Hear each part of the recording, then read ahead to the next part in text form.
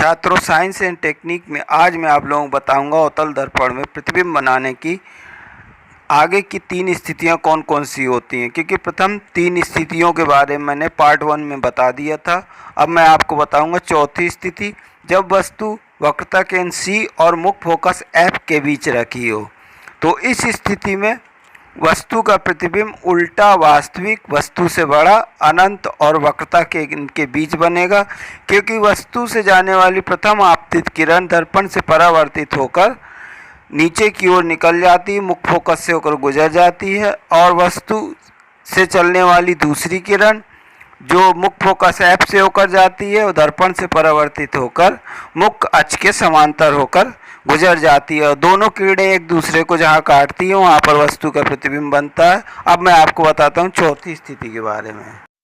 चौथी स्थिति में जब वस्तु मुख्य फोकस F पर स्थित होती है तो वस्तु A से चलने वाली प्रथम किरण जो दर्पण से परावर्तित होकर मुख्य फोकस से होकर गुजर जाती है और अनंत तक चली जाती है, और वस्तु A से ही चलने वाली वह दूसरी किरण जो वक्रता केंद्र C से होकर जाती है दर्पण से परावर्तित होकर अपने मूल मार्ग पर वापस लौट जाती है, और ये किरण भी अनंत की ओर निकल जाती है। इस प्रकार मुख्य फोकस पर रखी वस्तु का प्रतिबिंब अनंत पर वस्तु से बहुत बड़ा, उल्टा और वास्तविक बनता है।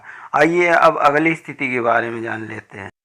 छात्रों, छठवीं और आखिरी स्थिति में मुख्य फोकस F और मुख्य ध्रुव B के बीच रखी वस्तु का प्रतिबिंब कहाँ बनता है, इस बारे में आपको बताता हूँ।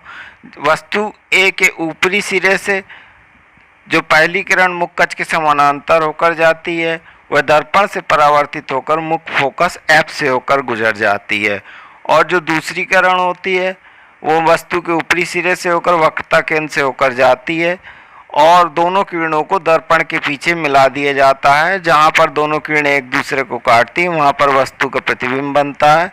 तो इस स्थिति में जब वस्तु मुख्य फोकस F और मुख्य ध्रुव P के बीच रखी हो तो वस्तु का प्रतिबिंब दर्पण के पीछे सीधा आभासी बनेगा जो वस्तु से बहुत बड़ा होगा। धन्यवाद। यदि वीडियो पसंद आया हो तो प्लीज़ सब्सक्राइब। अगले वीडियो को लेकर मैं फिर उपस्थित होऊंगा, तब तक के लिए धन्यवाद।